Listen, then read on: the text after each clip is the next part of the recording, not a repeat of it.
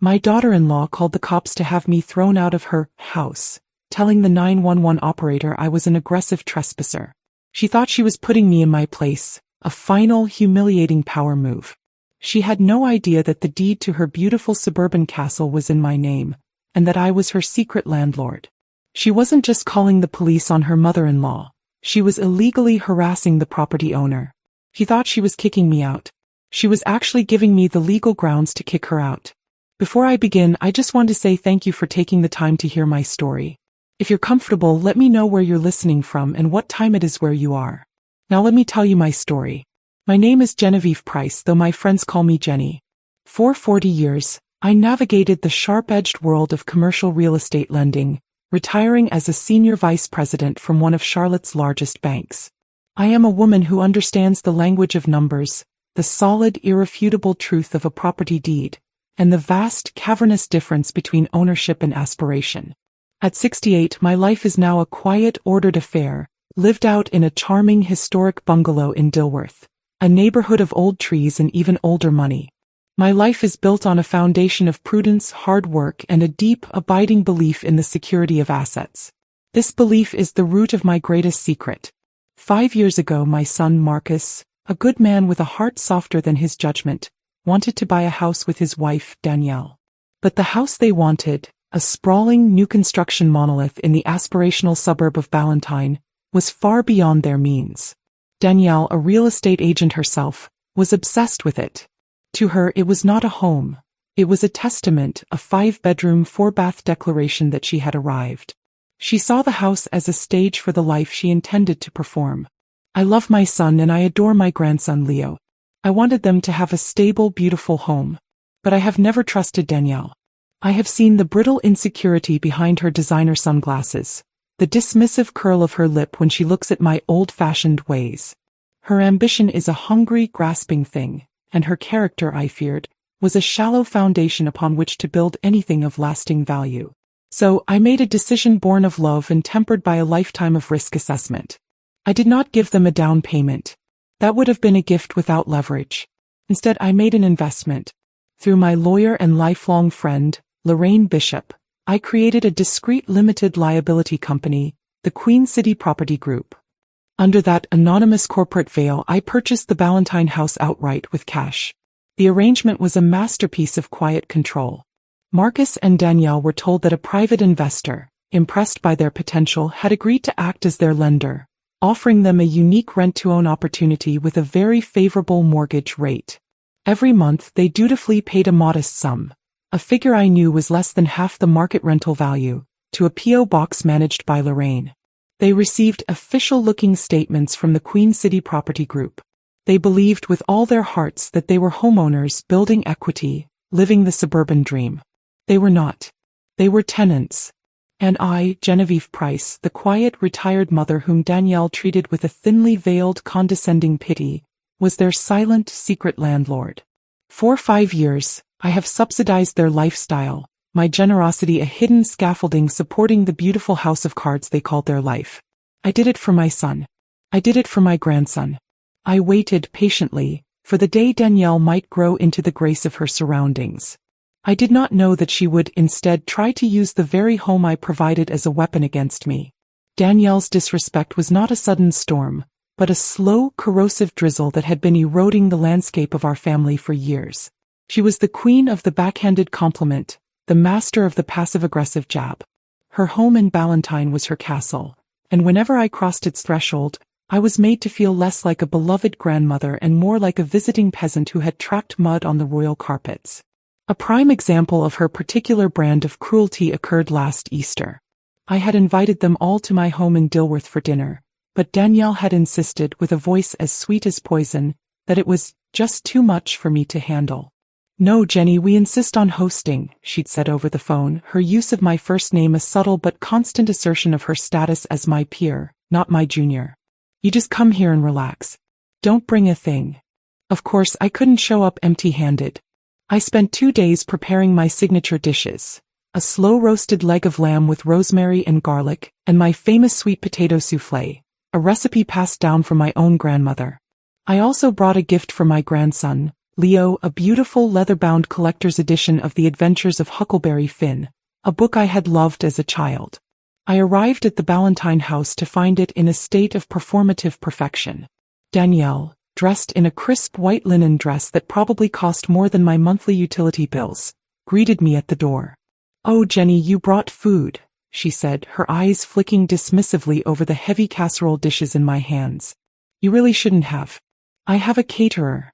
She took the dishes from me and whisked them into the kitchen, where I later saw them relegated to a side counter, untouched, while the sleek silver chafing dishes of the professional caterer took center stage on the granite island. The slights continued throughout the afternoon. When I gave Leo his gift, he was thrilled. He loved to read, a passion I had carefully nurtured in him. He hugged the book to his chest, his eyes shining. Danielle, however, was less impressed. "A book?" she said, a tinkling false laugh in her voice. "How quaint. Leo, honey, why don't you go play with that new drone your other grandparents sent you? You can show Grandma Jenny later." She was not just dismissing my gift. She was actively redirecting her son's attention away from it, framing my thoughtful traditional present as boring and outdated compared to the expensive technology from her own parents. Later, as we sat down to eat the catered meal, which was beautiful to look at but lacked any real flavor or soul, she turned the conversation to my home. "Marcus and I were just saying," she announced to the table, "we really need to get a designer over to your little bungalow, Jenny. It has good bones, but it's so dark. A little paint and some new furniture could do wonders. Make it feel less like a museum." Marcus, my son, just sat there, swirling the wine in his glass, a pained but silent expression on his face. He never defended me. He never told her she was being rude. His conflict aversion, his desperate need for a peaceful life with this difficult woman, had rendered him a bystander to my slow, methodical humiliation. I smiled, a tight, polite smile I had perfected over the years. "I like my museum, Danielle," I said quietly. "It's full of things I love." She looked at me with a pitying expression, the look of a person who simply cannot comprehend a world not defined by newness, by status, by the constant, restless acquisition of things. In her eyes I was a relic. A sweet, harmless, but ultimately irrelevant old woman who didn't understand the modern world. She had no idea that this irrelevant old woman held the deed to her castle in a safe deposit box downtown. She had no idea that her landlord was sitting right there at her table, silently assessing the character of her tenant and finding it to be in deep, unsalvageable default. The final, irrevocable rupture did not begin with a grand betrayal. It began, as so many family wars do, with a small, seemingly insignificant skirmish over a child. It was a Saturday afternoon, a few weeks after the disastrous Easter dinner. I was at the Ballantyne house, a visit I made every weekend out of a sense of duty to see my grandson Leo. Marcus was out running errands. Danielle was upstairs in her home office, on a series of loud, important-sounding conference calls for her real estate business. Leo, who was 12, was sprawled on the family room sofa, his face illuminated by the flashing, violent lights of a video game on the massive television screen. His history textbook and a worksheet lay untouched on the coffee table beside him. I watched him for a few minutes, the sound of digital explosions filling the cavernous, high-ceilinged room. I knew he had a major history test on Monday. He had complained about it earlier. After he finished a particularly noisy level of his game, I decided to intervene, not as a disciplinarian, but as the grandmother who had always encouraged his academic pursuits. "Leo, honey," I said, my voice gentle. "That looks exciting, but don't you think you should take a little break and look at your history homework? That test on Monday is a big one." It was the kind of thing I had said to him 100 times before. It was the kind of thing grandmothers do. Leo sighed, the dramatic put-upon sigh of a 12-year-old boy. "In a minute, Grandma," he said, his eyes still glued to the screen. "I just want to finish this one last mission." "Why don't you finish the first mission of your homework instead?" I suggested, still smiling. "Then you can reward yourself with some game time. That's how I used to get through my dissertation." It was at that exact moment that Danielle descended the stairs. She had evidently finished her calls. She stood at the bottom of the staircase, her arms crossed, a thunderous expression on her face. She had clearly overheard our exchange. "What exactly do you think you're doing?" she asked, her voice dangerously quiet, each word a chip of ice. I was taken aback by her tone. I was just encouraging Leo to get started on his homework, I said, trying to keep my own voice light. He has a big test on Monday. Danielle walked slowly into the room, her eyes narrowed. She was not just angry, she was furious. It was a level of rage that was utterly disproportionate to the situation. I realized with a sudden chilling clarity that this was not about Leo's homework. This was about power. I am his mother, Genevieve, she said, her voice low and menacing. I decide when he does his homework. I decide his schedule.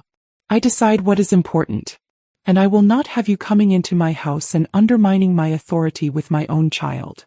Danielle, that is not what I was doing, I said, standing my ground. I was simply being a grandmother. No, she hissed, stepping closer to me. You are being a critic. You are always criticizing. My decorating, my cooking, and now my parenting.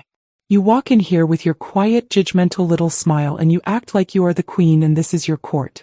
Well, let me make something perfectly crystal clear to you. This is my house. This is my family. And in my house I make the rules. The possessiveness in her voice was absolute. My house. My family. She had repeated the words like an incantation, a spell to ward off my influence.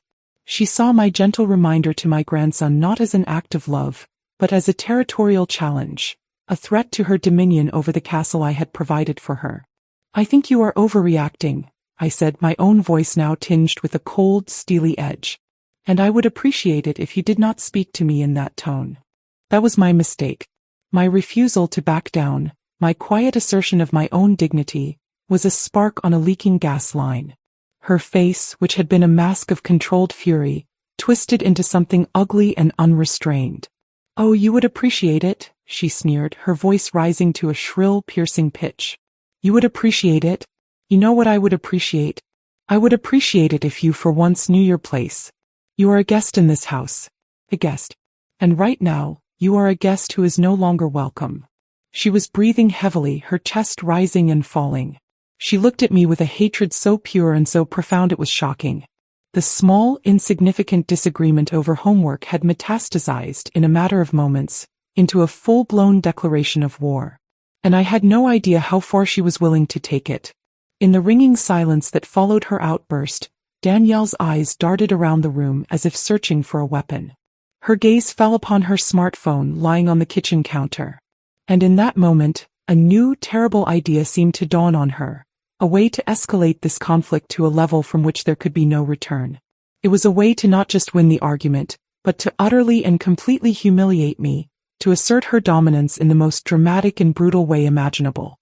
With a look of cold, calculated purpose on her face, she turned and walked briskly out of the living room and into her office just off the foyer. I could hear her close the door. I stood there, my heart beginning to pound with a sense of dread, a feeling that something truly awful was about to happen. Leo had gone silent on the sofa, his video game forgotten, his eyes wide with fear. A moment later, I could hear the muffled sound of her voice through the closed door. It was a different voice than the one she had been using with me. It was high-pitched, frantic, and laced with a convincing, theatrical terror. And then I heard the words that would change everything. Yes, hello? I need the police. 911. Please, you have to send someone right away. My blood ran cold. I couldn't believe what I was hearing. She was actually doing it. Her voice rose in pitch, a masterclass in manufactured hysteria. My mother-in-law, she's here at my house and she's out of control. She's refusing to leave. She's being aggressive and she's scaring my son. I'm scared for our safety. The lies were so brazen, so monstrous they took my breath away. Aggressive? Unstable? I was a 68-year-old woman standing silently in her living room. The only aggression in the house was emanating from behind her closed office door. Yes, the address is 1245 Kenilworth Drive in Ballantyne, she continued, her voice now punctuated by fake, gulping sobs. Please just send someone to get her out of my house. I'm locked in my office. I don't know what she's going to do. I stood there, frozen, my mind unable to process the sheer, diabolical cruelty of her actions. This was not an act of anger. This was a tactic. It was a calculated, strategic move designed to inflict the maximum possible humiliation and to establish, in the most public and undeniable way, her absolute power over this domain. She was using the police as her personal eviction service, turning a family disagreement into a criminal matter. She was willing to risk my safety, my dignity, my very life, because a 911 call on a black person, any black person, is a potentially lethal gamble, all to win an argument over homework.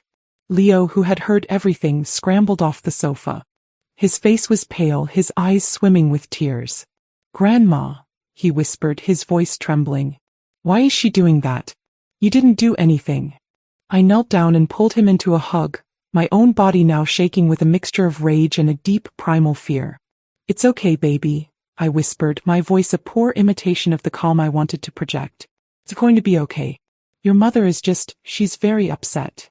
But I knew it wasn't going to be okay. The sound of distant sirens began to cut through the quiet afternoon air, growing steadily closer. The red and blue lights would soon be flashing outside the windows of the house I owned. The authorities were coming to remove me as a trespasser from my own property. I made a split-second decision. I would not fight. I would not argue with the police.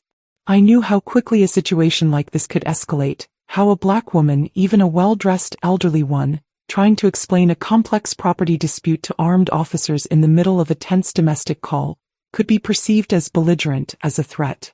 My pride was not worth my life. I smoothed my dress, took a deep breath, and walked to the front door. I would meet them on the porch. I would not give Danielle the satisfaction of having me dragged out of her living room. I would walk out under my own power, a queen abdicating a throne that was already rotten to its core. The sirens grew louder, a screaming, wailing announcement of my daughter-in-law's victory, and my own profound and very public humiliation. The police cruiser pulled up to the curb with a quiet efficiency, its lights painting silent, strobing patterns of red and blue across the manicured lawns of the quiet suburban street. 2 officers got out. They were young, cautious, their hands resting near their hips. They saw me, a 68-year-old woman in a simple Sunday dress, standing calmly on the front porch, and their expressions were a mixture of confusion and professional wariness. "Ma'am," the taller officer asked, his voice polite but firm. "We received a call about a disturbance at this address." Before I could speak, the front door flew open. Danielle rushed out, her face a mask of tear-streaked, theatrical distress. She ran past me and directly to the officers, a damsel in distress seeking rescue from the dragon. "Oh, thank God you're here," she cried, her voice choked with fake sobs. "She won't leave. I've asked her repeatedly and she just refuses. She was getting so aggressive. I was afraid for my son." The officers looked from her hysterical performance to my quiet, still form. I could see the calculation in their eyes as they tried to make sense of the scene. "Ma'am, is this your residence?" the second officer asked me. This was the moment.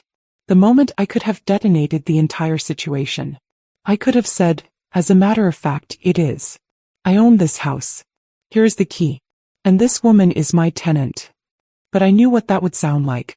It would sound like the ravings of a confused, unstable old woman, exactly as Danielle had painted me. It would escalate the conflict, create a scene, and put me in a position of arguing my case on my own front porch with 2 armed men who had been primed to see me as a threat. So I made the only choice I could. I chose dignity. I chose safety. I chose to lose the battle in order to win the war. "No, officer," I said, my voice calm and clear. "This is my son's home. I was just leaving." The officers visibly relaxed. The situation had been de-escalated. The unwanted individual was complying.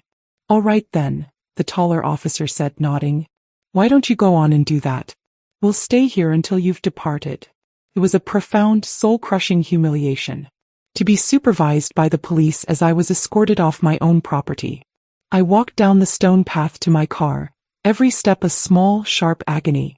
I did not look at Danielle, who was standing on the porch, wrapped in a blanket one of the officers had given her, the very picture of a traumatized victim. I did not look at my grandson Leo, whose small, pale face was pressed against the living room window, his eyes wide with a sorrow and a wisdom far beyond his years. I got into my old Buick, started the engine, and pulled away from the curb. I saw the police car in my rearview mirror, its lights now off, sitting in front of the house until I was safely out of sight. The entire neighborhood had witnessed my shame. The drive back to Dilworth was a blur of tears I refused to let fall. I was not just hurt. I was incandescent with a cold, hard rage unlike anything I had ever felt in my life. This was not a misunderstanding. This was not a simple family argument. This was a calculated act of cruelty, a profound and unforgivable betrayal. I had just pulled into my own driveway when my phone rang. It was Marcus. He must have just gotten home. I let the phone ring, my hands gripping the steering wheel, my knuckles white. I was not ready to speak to him. But he was persistent. He called again and again. Finally, with a deep, weary sigh, I answered. Mom. His voice was tight, strained. I just got home. The police were here. Danielle is a mess. What happened? What did you do? The question, the immediate, unthinking assumption of my guilt, was the final twisting turn of the knife. What did you do? What did I do, Marcus? I asked, my voice dangerously quiet. Danielle said you were yelling, that you wouldn't leave, that you were scaring Leo, he said, his words a recitation of the lies his wife had surely fed him. She said she had no choice but to call the police. Mom, why do you always have to provoke her? You know how she gets. Why can't you just back down? For the sake of peace. For the sake of peace. My son, my gentle, conflict-averse son, was asking me to accept the blame for my own humiliation, to swallow my own pain, to make myself small, all for the sake of keeping the peace with his volatile, cruel wife. He had heard her side of the story, and he had accepted it without question. He had chosen his wife's lies over his mother's dignity. I have nothing to say to you right now, Marcus, I said, my voice as cold and empty as a winter tomb. You have made your position very clear. I hung up the phone before he could reply. I sat in my car in the quiet of my own driveway, and the tears finally came. They were not tears of sadness. They were tears of rage, of grief, of a profound and absolute disillusionment. I had lost my son. Not to death, but to a weakness of character so profound it had allowed him to stand by and watch as his mother was treated like a criminal in her own home. The betrayal was now complete. And the consequences, I vowed in that moment, would be biblical. Marcus spent the rest of that Saturday evening and all of Sunday stewing in a toxic brew of self-righteous anger and marital obligation. He moved through his large, beautiful house like a thundercloud, his silence a heavy, oppressive blanket. He was angry at his mother for causing a scene, angry at the police for having been at his home, and angry at the disruption to his carefully maintained peace. Danielle, for her part, played the role of the traumatized victim to perfection. She was fragile, weepy, and clung to him, recounting her terrifying ordeal with me in breathless, exaggerated detail. Marcus, wanting only for the conflict to be over, soothed her, reassured her, and in doing so cemented his belief in her version of events. He was on his wife's side. He had chosen his team. He gave me the silent treatment. He did not call back after I hung up on him. He did not text. He was punishing me, waiting for the apology he felt he was owed. The truth, however, had a witness. And that witness was a 12-year-old boy with a conscience stronger than his father's. On Sunday evening, Marcus was in his home office trying to focus on some work, but his mind was still churning. He was replaying the scene in his head, the police cars, his mother's cold voice on the phone, his wife's tears. He was trying to build a solid case for his own anger to justify his position. The door to his office creaked open. It was Leo. His son stood in the doorway, his expression serious and troubled. He was holding his history textbook. "Dad," he said, his voice small. "Not now, Leo," Marcus snapped, his patience worn thin. "I'm busy. Go ask your mother." "I don't need help with my homework," Leo said, stepping into the room. "I need to talk to you about what happened yesterday with Grandma." Marcus sighed, rubbing his temples. "Leo, it's over. It was just a bad argument. Let's not talk about it." "No," Leo insisted, and there was a surprising firmness in his voice. He walked up to his father's desk and stood there, his small shoulders squared. "It's not over. Because you think Grandma was wrong. And she wasn't." Marcus looked at his son, really looked at him for the first time all day. He saw the earnestness in his eyes, the deep, troubled sincerity. "What are you talking about, son? Grandma didn't do anything wrong," Leo said, his voice clear and unwavering. "We were in the living room. I was playing my game. She just asked me to do my homework. She was nice about it. She wasn't yelling." Marcus leaned forward, a flicker of uncertainty disturbing his anger. "Your mother said she was being aggressive." Leo shook his head, his expression one of profound, youthful disgust. "No, Dad. Mom was the one who was aggressive. She came downstairs and she was super mad. She started yelling at Grandma. She said Grandma was undermining her and that it was her house.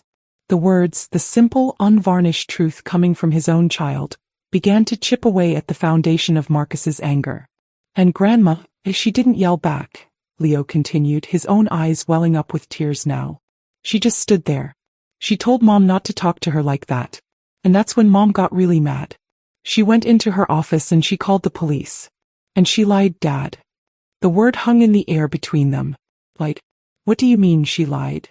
Marcus asked, his voice a near whisper. I heard her on the phone, Leo said, his voice trembling now. She was pretending to cry. She told the police that Grandma was screaming and that she was scared.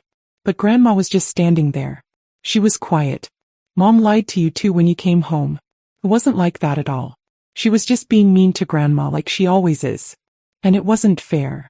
The testimony was devastating. It was absolute. It was the simple, unshakable truth, delivered by the one person in the house with no agenda other than a child's innate sense of justice. In that moment, the entire narrative that Marcus had constructed, the narrative that had allowed him to blame his mother and placate his wife, crumbled into dust. He saw the scene now through his son's clear eyes. He saw his mother's quiet dignity. He saw his wife's calculated cruelty. And most damningly, he saw his own profound failure. He had not been a peacemaker. He had been a coward. He had been an accomplice. He had sided with the bully against the victim, and the victim was his own mother. A wave of shame so powerful it was physically nauseating washed over him. He looked at his son, at the tears of righteous anger on his young face, and he saw a moral courage that he himself had lacked. Thank you, Leo, Marcus said, his voice thick with an emotion he couldn't name. Thank you for telling me the truth. You are a good man. He stood up from his desk. He knew what he had to do. The silence he had been directing at his mother was a monument to his own foolishness. The apology he now had to make would be the most difficult and most important of his life. The drive from Ballantyne to Dilworth felt like a pilgrimage of shame. With every mile that passed, the weight of Marcus's failure pressed down on him, a physical presence in the passenger seat of his luxury sedan. The sleek, expensive car, usually a source of pride, now felt like a cage, a symbol of the shallow, materialistic world he had chosen over his own family's honor. Leo's words echoed in his head, a relentless, damning chorus. Mom lied to you, Dad. She was just being mean to Grandma like she always is. Like she always is. The phrase was a key, unlocking a vault of memories he had kept deliberately sealed for years. He saw, with a sudden, horrifying clarity, the long, slow pattern of Danielle's disrespect. The condescending remarks about his mother's home. The dismissive tone she used when talking about his mother's opinions. The subtle, constant campaign to isolate Jenny, to frame her as an out-of-touch relic. He had seen it all. He had heard it all. And he had done nothing. He had told himself it was just Danielle being Danielle. He had told himself it was the price of a peaceful home. He realized now that he hadn't purchased peace. He had merely purchased quiet at the cost of his mother's dignity and his own integrity. When he pulled up in front of the familiar, welcoming bungalow in Dilworth, the house he had grown up in, he felt a pang of homesickness so profound it was like a physical ache. This was a house of substance, of real, unconditional love. And he had betrayed its matriarch. He walked up the stone path and rang the doorbell, his heart hammering in his chest. When the door opened, his mother stood there, her expression calm, polite, and as distant as a winter moon. The familiar warmth in her eyes was gone, replaced by a cool, quiet watchfulness. It was the look of a woman who had been hurt too deeply to offer easy comfort. Marcus, she said, her voice neutral. She did not invite him in. Mom, he began, his own voice cracking. Can I please come in? I need to talk to you. She looked at him for a long moment, her gaze searching his face. Then, with a small, almost imperceptible nod, she stepped aside and allowed him to enter the home he suddenly felt he had no right to be in. He followed her into the living room, a space filled with the comfortable, familiar scent of old books and lemon polish. He stood awkwardly in the center of the room, while she remained standing by the fireplace, her posture erect, her arms crossed. She was not going to make this easy for him. And he knew he didn't deserve it to be. I am so sorry, Mom, he said, the words tumbling out in a raw, broken rush. I am so sorry. For everything. For what I said on the phone. For not being there. For all the times I wasn't there. She remained silent, her expression unchanging. I know what happened, he continued, his voice thick with shame. Leo told me. He told me the truth. That Danielle lied.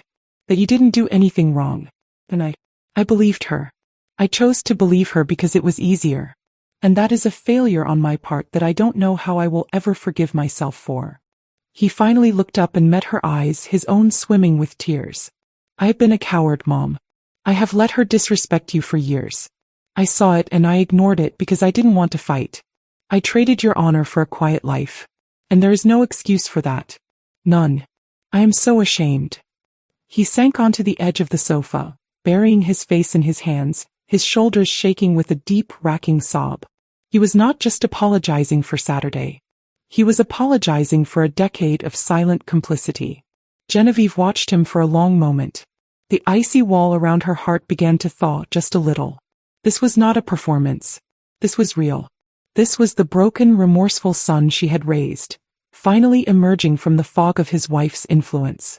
She walked over and sat down beside him, not touching him, but her presence a small, quiet offering of grace. I'm glad Leo told you the truth, she said softly. That boy has a good heart. He has his grandfather's moral compass. Marcus looked up, his face streaked with tears. What do I do, Mom? How do I fix this? You have already started, she said. By being here. By telling the truth to yourself. She took a deep breath. I forgive you, Marcus. I forgive you for your weakness. Because you are my son and I love you. He let out a shuddering breath of relief. The relief of a condemned man who has just been granted a pardon. But, she continued, and her voice now held a new steely resolve, you need to understand something. While I forgive you, I do not forgive her. What she did was not just a lie. It was an act of profound, calculated cruelty. She was willing to put my life in danger to win an argument. That is not something that can be fixed with an apology. That is something that must have consequences. Marcus nodded, his face grim. He knew she was right. I know, Mom, he said. Whatever you decide to do, I will support you. 100%. The peace in my house is not worth the price of my soul. Not anymore. He had finally chosen a side. He had chosen his mother. He had chosen his integrity. The apology was complete. And the path was now clear for the reckoning to begin. With Marcus's apology and his pledge of support, the emotional landscape had shifted. My personal grief had been acknowledged and my son was back in my corner. But the practical matter of Danielle's transgression remained. Forgiveness for Marcus did not mean amnesty for his wife. Her actions had been too egregious, the betrayal too profound. This was no longer a family squabble to be smoothed over. This was a strategic problem that required a strategic solution. The morning after Marcus's visit, I called my war council. It was a council of one, Lorraine Bishop. Lorraine had been my best friend since our days at Spelman College a lifetime ago. We had navigated life's triumphs and tragedies together. She was the godmother to Marcus and I to her daughter. But she was also one of the sharpest, most feared real estate attorneys in the state of North Carolina. She was a woman who did not suffer fools, and she had placed Danielle firmly in that category from the moment she met her. Lorraine was the one who had helped me structure the Queen City Property Group LLC, her legal genius providing the perfect discreet vehicle for my secret ownership of the Ballantine house. She had called it my character insurance policy. I've been waiting for this call for 5 years, Jenny, she said, her voice a low, dangerous growl after I had recounted the entire sordid tale of the 911 call. I knew this day would come. That woman has the moral fiber of a wet paper bag. She crossed a line, Lorraine, I said, my voice quiet but firm. A line I didn't even know existed. A line. Lorraine snorted. Honey, she took a stick of dynamite and blew the whole damn bridge to smithereens. Calling the cops on you? In your own house. Does she have any idea of the danger she put you in? That's not just disrespect. That's a potential death sentence. Her righteous fury was a balm to my own still wounded spirit. I know, I said. And Marcus knows. He's on my side now. He's ready to support whatever I decide to do. Good, she said. It's about time he grew a spine. So what's the plan? Are we going with Operation Shock and Awe, where we just show up, change the locks and throw her Gucci bags on the lawn? Because I have to admit the visual is appealing. I smiled a small grim smile.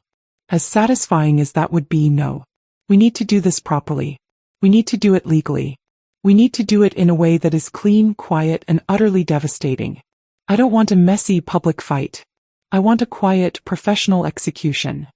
I like the way you think, Lorraine said, her voice all business now. Okay, let's look at our assets. We have the LE. We have the deed. We have a de facto, if not formal, landlord-tenant relationship. They pay a monthly sum to the LLC in exchange for residency. That gives us leverage.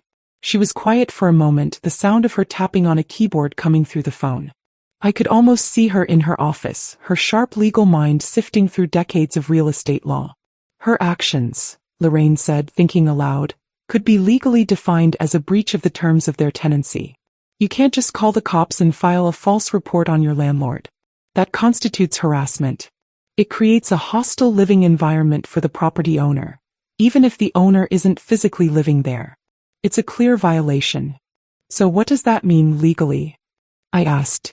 It means we have grounds, she said, a note of triumphant discovery in her voice. We don't need to go through a messy eviction court battle based on non-payment, because they have been paying. We can issue a notice based on a direct violation of the residency agreement. Specifically, a notice to cure or quit. Cure or quit. I repeated. Exactly, Lorraine said, her excitement growing. It's a formal legal notice that informs a tenant they have violated the terms of their lease. It gives them a choice. Either cure the violation, that is, fix the problem, or quit the premises, that is, move out. If they do neither, then you can proceed with a formal eviction.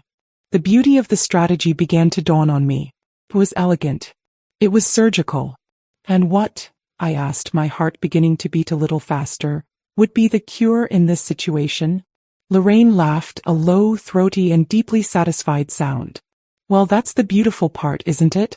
The person who committed the violation, the person who created the hostile environment, the person who harassed the property owner is Danielle. So the only way to cure the violation is to remove the source of the problem.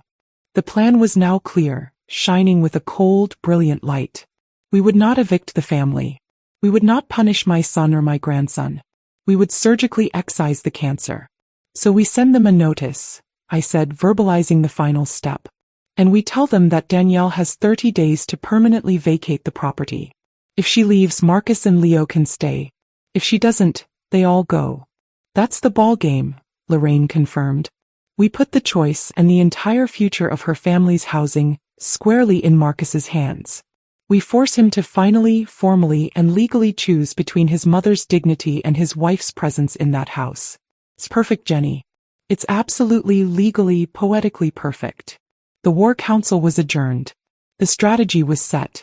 The quiet, retired banker and her brilliant lawyer friend were about to draft a legal document that would be more explosive than any shouting match, more final than any family argument.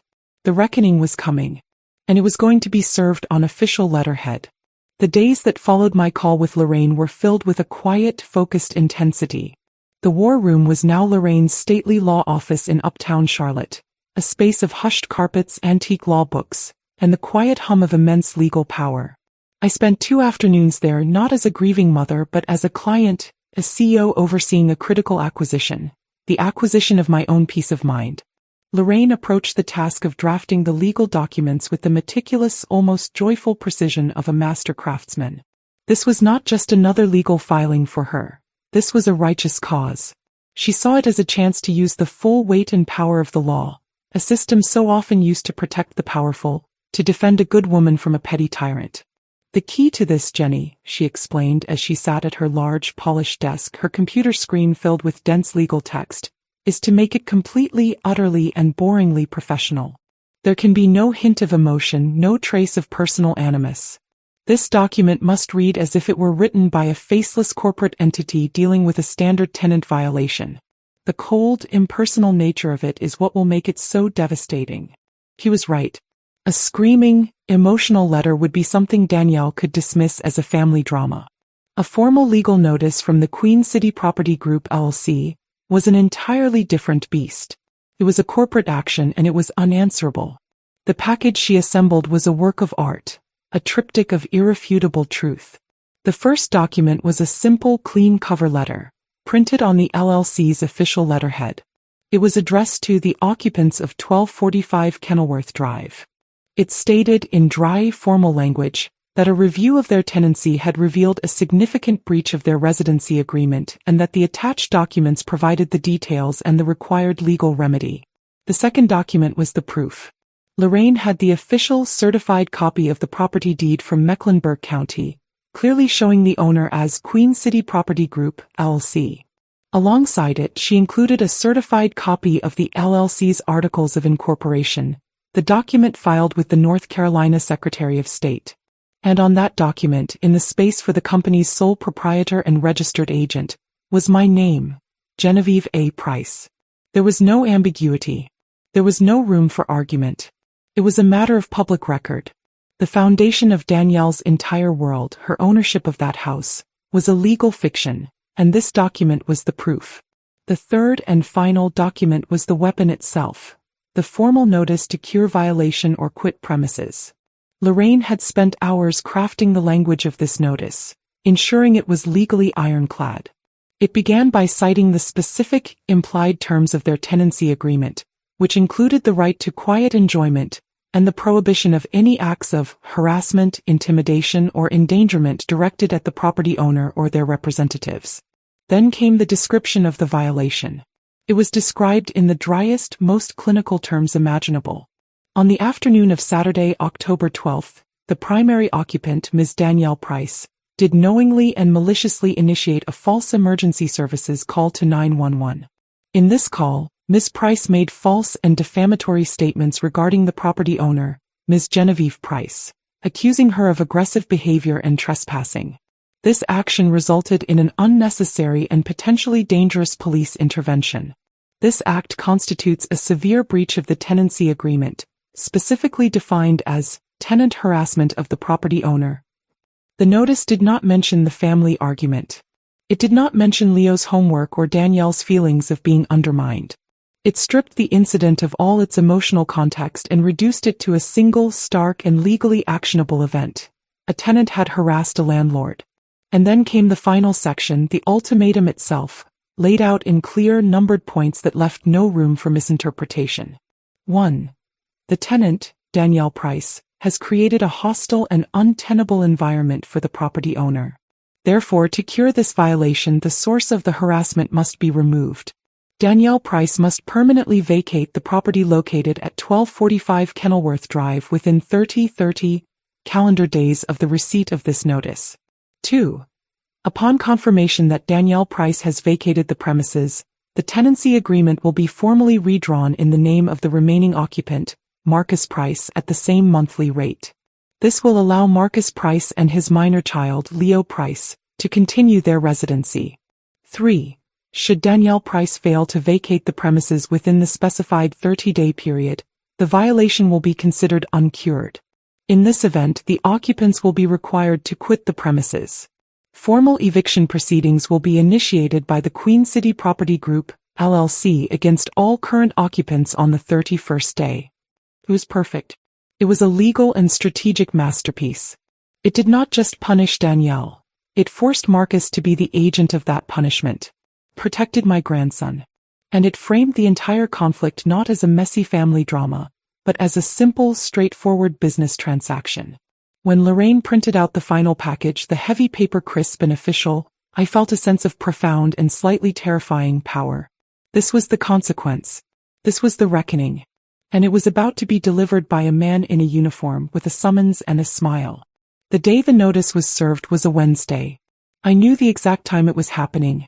Lorraine, with her flair for the dramatic, had hired the best process server in Charlotte. A tall, imposing man with an impassive face and a reputation for unshakable calm. He was instructed to deliver the package at 6 p.m., a time when he was certain both Marcus and Danielle would be home.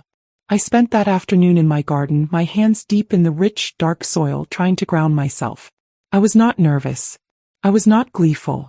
I was in a state of profound and solemn suspense. I was a general on a distant hill, watching my artillery fire, knowing that the landscape of my family's life was about to be permanently altered. The scene, as Lorraine later had it described to her by the process server, was exactly as we had envisioned. The server, dressed in a neat, official-looking suit, rang the doorbell of the Grand Ballantine house. Danielle answered, a glass of wine in her hand, a look of annoyance on her face at being disturbed during her dinner preparations. Yes, she had asked, her tone clipped. I have a legal delivery for Ms. Danielle Price and Mr. Marcus Price, the server said, his voice a flat, professional monotone. He held out the thick, official-looking envelope. Danielle's look of annoyance shifted to one of confusion and mild alarm. She took the envelope. What is this? I am not at liberty to discuss the contents, ma'am, the server replied. I am only required to confirm that you have received it. Have a good evening. And with that he turned and walked back to his car, his job complete. Danielle, her curiosity now a burning fire, took the envelope into the kitchen where Marcus was helping Leo with his homework at the large granite island. Some guy just dropped this off, she said, tearing it open. It looks like legal papers. Did you forget to pay a bill or something, Marcus? She added, a familiar accusatory edge to her voice. She pulled out the contents. The first thing she saw was the cover letter on the official letterhead of the Queen City Property Group, LLC. She frowned. Queen City Property Group? Who the hell is that? She continued to read, her expression shifting from confusion to disbelief. Marcus, sensing the change in her demeanor, came to look over her shoulder. Together they looked at the second document, the certified copy of the deed to their house. And they saw the name of the owner. It must have been a moment of pure cognitive dissonance. The name of a company they had never heard of was listed as the owner of the very ground beneath their feet. And then they turned to the third document, the Articles of Incorporation for the LLC. And they saw my name, Genevieve A. Price, sole proprietor. The process server had said he could hear a sharp, strangled gasp from outside the house. It must have been Danielle.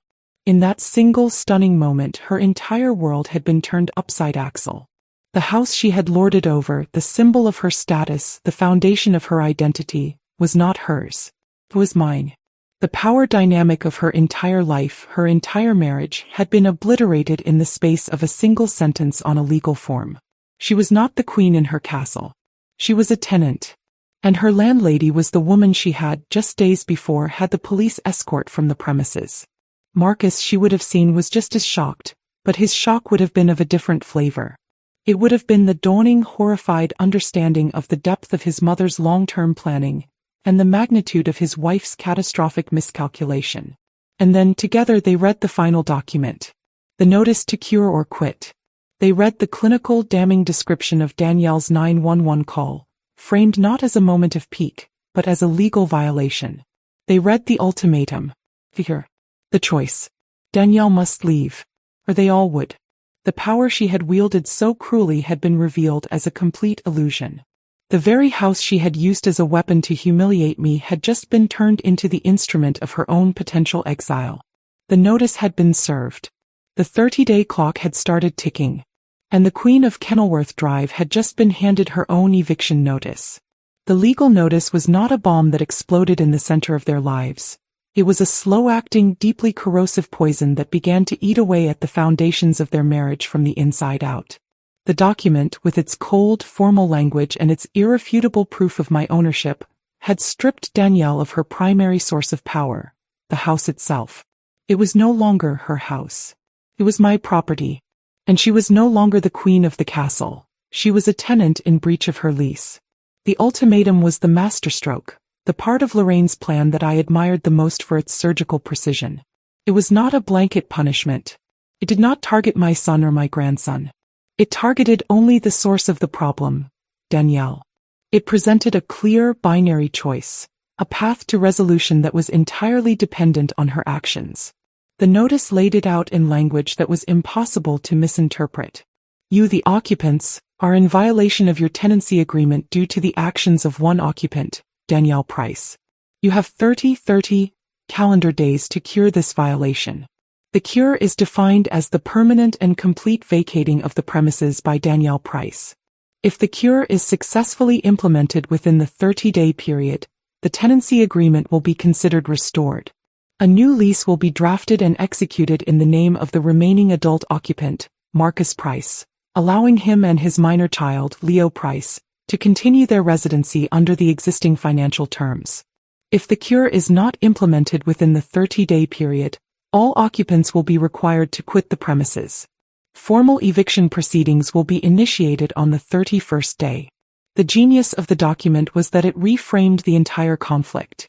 This was no longer a messy family dispute about respect or hurt feelings. It was a legal matter, a contractual obligation. And it placed the burden of the solution squarely on Marcus's shoulders. He was no longer a passive bystander, a weary peacemaker caught between two warring women. He was now the primary decision-maker, the man who had to choose between his wife and his home, between his marriage and his son's stability. Danielle, I am sure, did not see it this way. Her first reaction would have been one of pure, sputtering rage. She would have seen it as a declaration of war from me, a vindictive, hateful act. She would have tried to rally Marcus to her side, to frame me as the villain, the cruel, manipulative mother-in-law trying to destroy their lives. She can't do this. I can hear her screaming. This is our home. We'll fight her. We'll get a lawyer. We'll tell everyone what a monster she is. But her weapons were gone. How could she fight? The legal ground beneath her had vanished. The deed was in my name. The LC was mine. They were legally tenants. And she, the tenant, had verifiably harassed the landlord. There was no case. Any lawyer she consulted would tell her the same thing. And how could she wage a public relations war? What would she say?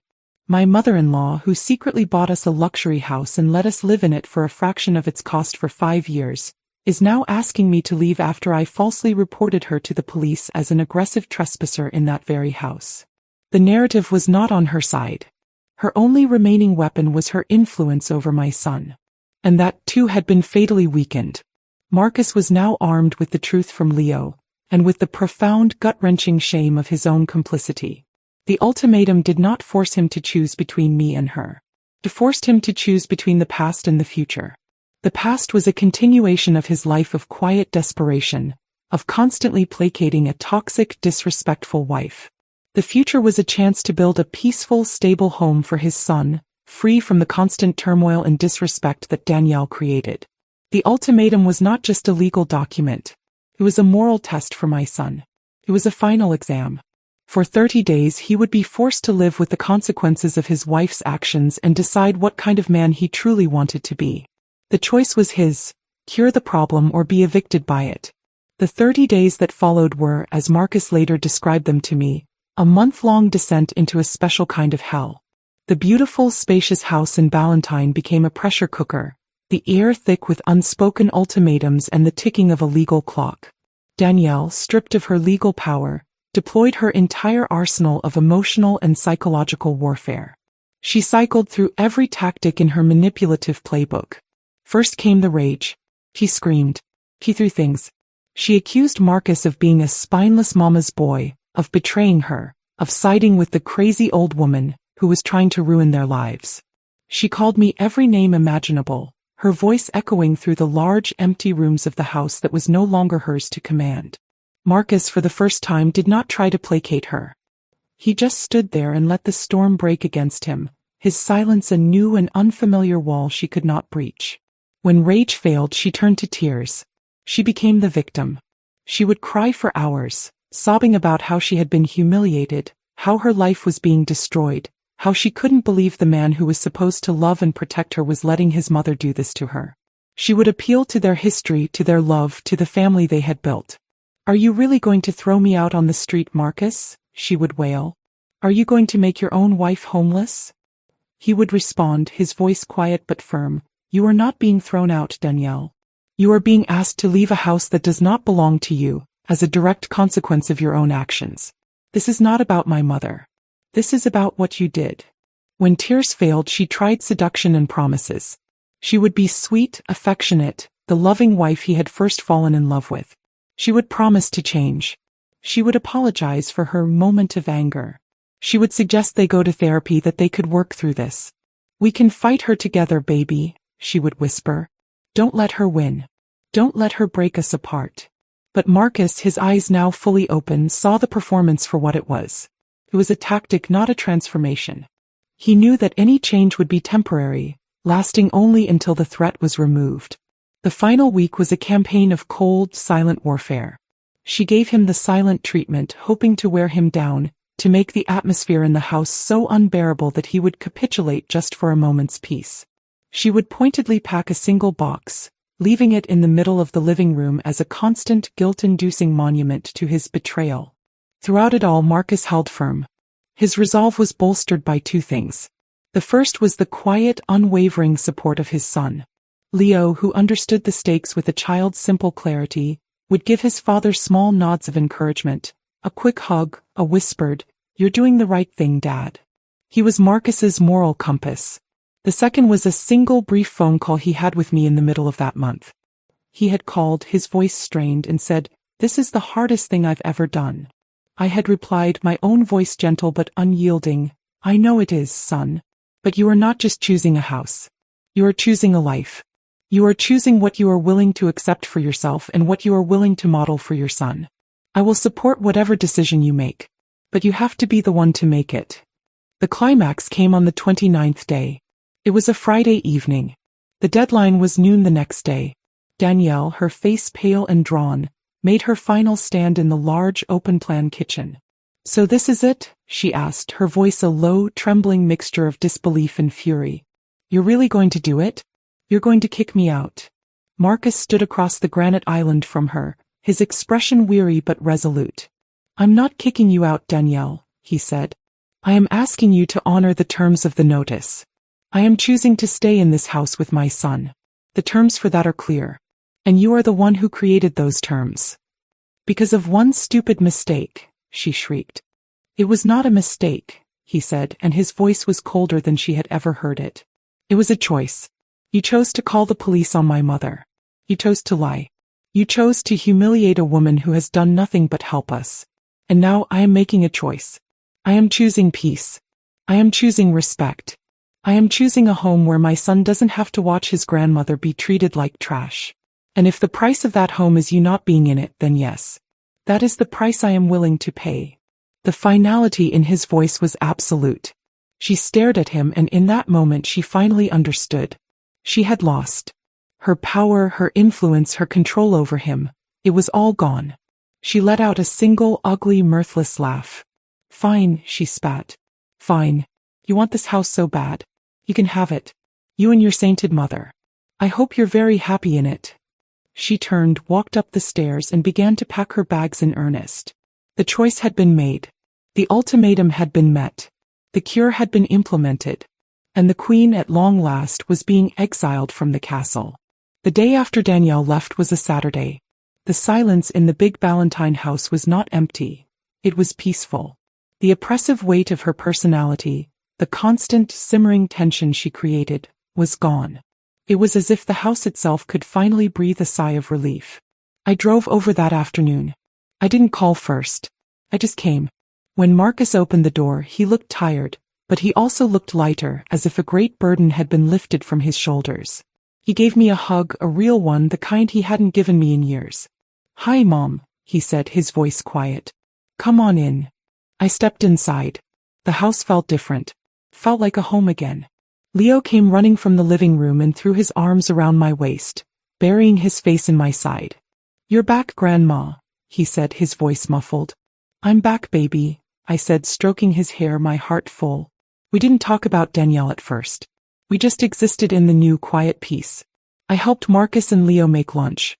We sat at the kitchen island, the three of us, and we talked. We talked about Leo's school, about a new project Marcus was working on, about the book I was reading. It was normal. It was easy. It was the kind of simple, loving family interaction I had been craving for years. Later, while Leo was in the backyard, finally playing with the drone his other grandparents had given him, Marcus and I sat on the back patio. "She's staying with her parents for now," he said, finally broaching the subject.